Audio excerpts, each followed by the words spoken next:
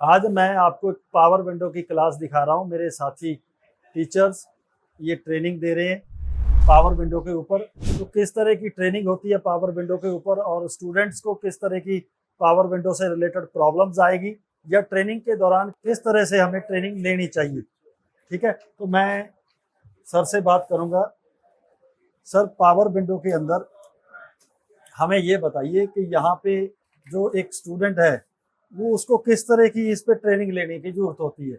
मतलब इसमें किस तरह के फंक्शन हैं, या हम लोग कह सकते हैं कि जैसे कितने इसमें एक्चुएटर्स लगे हुए हैं। जैसे ये मोटर लगी होती है पावर विंडो में जी। तो ये स्विच है आपके पास। ठीक है जी, मास्टर स्विच है, ये सिंगल स्विच है। तो इस तरह आप लोग इसमें ट्रेनिंग जो दे रहे हो, इस ट्रेनिंग में इनके आगे जाकर फ्यूचर में ये काम आएगी। इसके बारे में आप एक बार विस्तार में बताइए। सबसे पहले सर हम लोग बात कर रहे हैं इस मास्टर स्विच की। ठीक है जी। इस स्विच को हमने इस तरह से खोल के पूरी तरह से दिखाया कि इसके अंदर किस तरह से इसके अंदर से नेगेटिव और पॉजिटिव हमारे इस एक्चुएटर की हम लोग बात कर रहे हैं। तो ये एक्चुएटर है हमारा एक मोटर, जिसके अंदर से हमारी विंडो का ग्लास अप एंड डाउन हो रहा है। ठीक है जी। तो हम लोग इसकी बात कर रहे हैं कि ये स्विच कैसे काम करेगी और यहाँ से पावर ये पूरी तरह से मैन्युअली हमने एक काम बना के रखा हुआ है कि गाड़ी के अंदर ये पावर विंडो को समझने के लिए थोड़ा डैशबोर्ड खोलना पड़ेगा। ठीक है जी। तो वहां पे थोड़ी कॉम्प्लिकेटेड हो जाती है, इसलिए हमने इस विंडो को यहीं पे ऑन टेबल कर रखा है। ठीक है सर, ठीक है जी। तो इसके अंदर ये मास्टर स्विच से हमारे पास नेगेटिव और पॉजिटिव एक सिंगल स्विच की तरफ कैसे जाता है और फिर सिंगल स्विच कैसे उस विंडो को अप एंड डाउन कर रही है। ये एक सिंगल स्विच है सर यहाँ पे।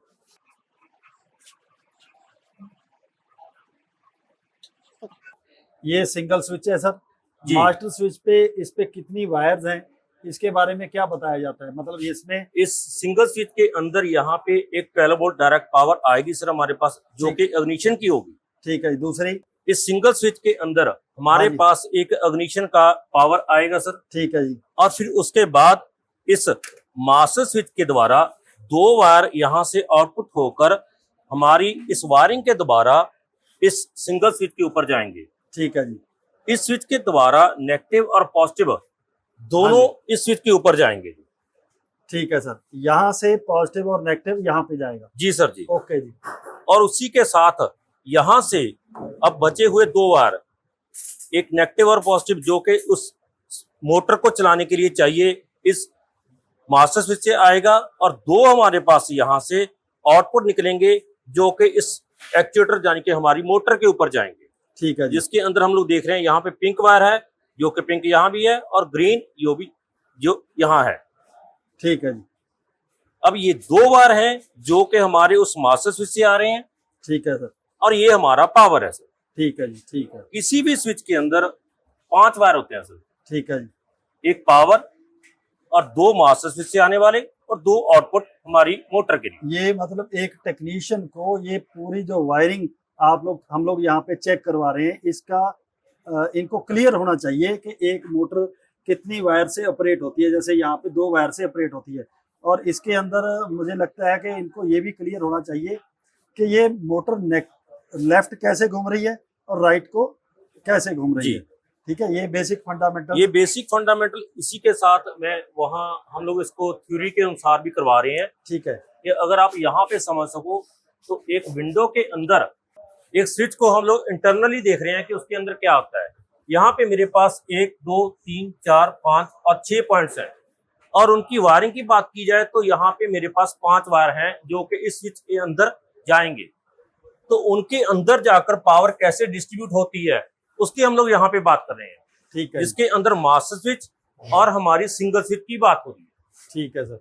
एक स्विच काम कैसे करती है वो यहाँ पे पहले थ्योरी के द्वारा, फिर उसके द्वारा प्रैक्टिकली बताया। और जो व्हीकल्स मार्केट में चल रहे हैं उसके अंदर कितने इस तरह के फॉल्ट आते हैं जो ये स्टूडेंट्स क्लियर कर सकते हैं। किस तरह के भी फॉल्ट हैं, मतलब आप यहाँ पे कोई एक्चुएटर है या स्विच है कि किस तरह के आपने मार्केट में देखे भी फॉल्ट आप लोग फेस किए जो आप लोगों ने। नॉर्मली अगर बात की जाए सर तो इसके अंदर हमारे पास ज्यादा जो फॉल्ट आते हैं वो वायरिंग के आते हैं। ठीक है जी। हमारी इस तरह से वायरिंग विंडो और बॉडी उसके साथ जुड़ी रहती है, तो यहाँ पे ये रबड़ होती है, तो इसके अंदर बार बार वायरिंग ऐसे अब लूज होती है, टाइट हो जाती है, ठीक ठीक घूमती रहती है तो टूट जाती है। ओके, एक तो ये फॉल्ट बहुत ज्यादा आता है सर। ठीक है। दूसरा, ये कपलर हमेशा विंडो के पास रहते हैं, गाड़ी वॉश होती है, मॉइस्चर आ जाता है, ठीक है जी, उसके कारण पावर पूरी तरह से हमारी वहां पे एक्चुएटर के ऊपर नहीं जा पाती। नहीं जाती है, ठीक है जी। तो इसमें कहने का मतलब ये है, जब तक स्टूडेंट्स को ये वायरिंग के अंदर कितनी कितनी वोल्टेज है जी सर और जी। क्यों है, तब तक ये लोग फॉल्ट को बहुत जल्दी पकड़ नहीं सकते। इसीलिए सर हम लोग हर एक स्टूडेंट के ऊपर यही फोकस करते हैं कि उन्हें ये स्विच और पावर जो एक्चुएटर को ऑन कर रही है वो समझ सके। ठीक है सर, ठीक है जी, ओके। तो इस तरह हम लोग यहाँ पे जो ट्रेनिंग है स्टूडेंट्स को दे रहे हैं, इसके अंदर हम लोग कोशिश करते हैं कि वायरिंग जितनी भी पावर विंडो से रिलेटेड वायरिंग है नोटबुक में लिखते हैं, थ्योरी और प्रैक्टिकल खुद करने के बाद इस पे बनाई जाए और लिखी जाए, ताकि ये पूरा स्ट्रक्चर जो है स्टूडेंट्स के दिमाग में चला जाए, ना कि ये कॉपी पे बनाने का मतलब है बार बार प्रैक्टिस करना और दिमाग में लेकर जाना। क्योंकि पावर विंडो के अंदर जो मोटर्स हैं, ये मोटर्स उसी तरह काम करती हैं जैसे हमारी सीट, जैसे ऑडी, BMW, मर्सिडीज, इसकी सीट में लगी हुई मोटर्स काम करती है, और ग्लास उसी तरह ऊपर नीचे होते हैं। जैसे एक पावर स्टीयरिंग में मोटर होती है, जिस तरह वो लेफ्ट राइट घूमती है, वैसे ही ये अप डाउन ग्लास को करती है, लेफ्ट राइट मोटर घूम रही है। इस कंसेप्ट के ऊपर हम लोग इसलिए जोर देते हैं ताकि ये मल्टीटास्क में काम कर सकते, मतलब किसी भी व्हीकल के अंदर यदि कहीं भी कोई मोटर लगी हुई है, इनको ये स्टूडेंट्स को परेशानी ना हो कि मोटर लेफ्ट और राइट कैसे घूमती है और एक मोटर में कितनी वायर्स होती हैं। ये 100% हम लोग यहाँ पे क्लियर करने की कोशिश करते हैं। और कोई सर बात आपके दिमाग में आ रही हो, जैसे आपने ये रिले भी लगाई है। हाँ, मैं इसी की बात करने वाला था कि ये रिले आमतौर पर 5 पिन रिले के अंदर किस तरह से पावर को हम लोग यूज कर सकते हैं, वो हर एक इलेक्ट्रिशियन को पता होता है। ठीक है, बट इस रिले को मैंने थोड़ा उल्टा करके लगाया, तो जो मेरा आउटपुट था उसे मैंने इनपुट बना दिया और जो इनपुट था उसे आउटपुट बना दिया। ठीक है। इस तरह क्यों ट्रेनिंग के दौरान हम लोग क्यों कर रहे हैं इस तरह? सर, इसके अंदर जो आमतौर पे हम लोग बात करते हैं ना जी, हमारे BCM के अंदर ऐसी रिले मिलती हैं। बिल्कुल सेम, ठीक है। तो इस रिले को हम लोग देखते हैं तो ये हमें सिंगल नजर आती है। बिल्कुल सर। तो हमें ये डाउट हो जाता है कि यार सिंगल रिले कैसे काम कर सकती है। तो हमने इस रिले को खोल के दिखाया। इस सिंगल रिले के अंदर भी आप देख सकते हो 2 रिले हैं सर। ठीक है जी। तो ये 2 रिले थोड़ी अंदर जाकर समझना टफ हो जाता काम, तो इसलिए मैंने नॉर्मल पहले एक सिंपल जो आती है उस रिले को लगाया, ताकि आम स्टूडेंट समझ सके इस चीज को कि रिले का काम क्या हो सकता है। क्योंकि मैंने अपनी एक्सपीरियंस, जो मेरी लाइफ का एक्सपीरियंस है इलेक्ट्रॉनिक कंट्रोल मॉड्यूल के अंदर, तो ये जो रिलेज हैं हम लोग BCM चेंज करते हैं, रिले बहुत कम लोग चेंज करते हैं, क्योंकि आप लोगों को ये क्लियर नहीं है कि रिले काम कैसे करती है। तो हम लोग कहते हैं कि BCM में फॉल्ट है, रिले में है फॉल्ट या नहीं, उसको क्लियर करने के लिए आपने इस रिले के मेथड को समझना है और बार बार सर से बात करनी है और इसको लिखना है।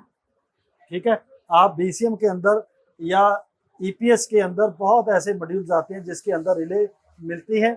ये रिले को कैसे काम करती है, 5 पिन की रिले, इसको इस ट्रेनिंग के अंदर आपको क्लियर करना है। तो इस तरह आप लोग अपनी हम लोग यहाँ पे ट्रेनिंग देते हैं, कोशिश करते हैं स्टूडेंट्स के माइंड में एक हमारा जो एक्सपीरियंस है इतने साल का, उसको हम लोग इस ट्रेनिंग के दौरान उनके दिमाग तक पहुँचाएँ। तो इस तरह हम यहाँ पे ट्रेनिंग देते हैं। Okay, thank you.